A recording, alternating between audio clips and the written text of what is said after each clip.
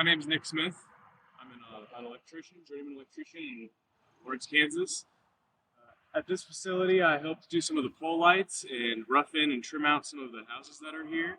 I originally got into the trade because I didn't want to go to a four-year university and didn't want to take on all that debt. I didn't know what other options I had. And I was able to go to a trade school in high school, and here I am. Cool. Well, it's really interesting because when I see you doing work around the site, I see you getting to do all kinds of different things. Like you assembled the pole lights and they come with their own instructions. And then you just follow the instructions and Yeah, to a certain extent. I like electrical because it's like a puzzle. It's like an adult puzzle that you get to solve. So I know that Frankie here wanted some light poles in certain locations. So I had to pick a best path to get to each spot. A little trench underground, about 3 feet for our conduit. Uh, Connect all the poles together underground, and now we're pulling wire. So there's a lot of different things you can do in this field. wow, that sounds interesting. Now you're sitting in front of this big round thing. Tell us about that. Yeah, this is our light pole form. So this is what the pole's going to sit on top of. These anchor bolts right here. It's dug 6 feet into the ground and 2 feet above the ground from just solid concrete. These are our anchor bolts. So we'll level off these bolts and come and bring our light poles in and set them down right here. Now how are you sure they're going to fit? So we took our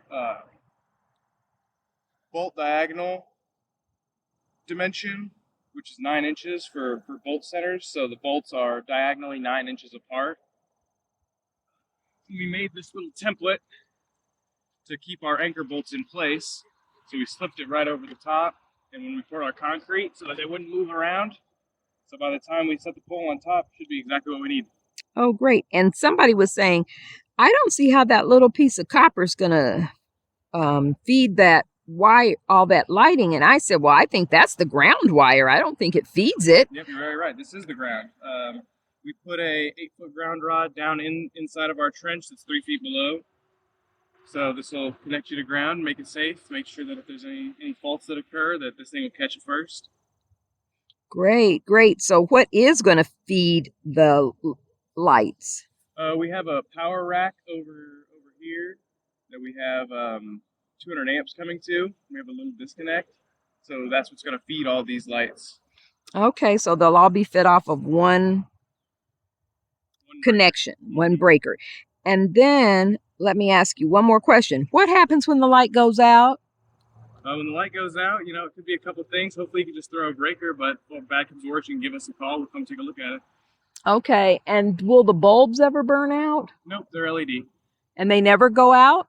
No, not usually. You may expect some of the small LEDs to go out in like 5 years, but they have a pretty good warranty, like a lifetime warranty. So. Oh, wow, that's great. I'm glad to hear that. Well, thank you so very much for taking some time to let the young people know what goes into building a community. Yeah, no problem.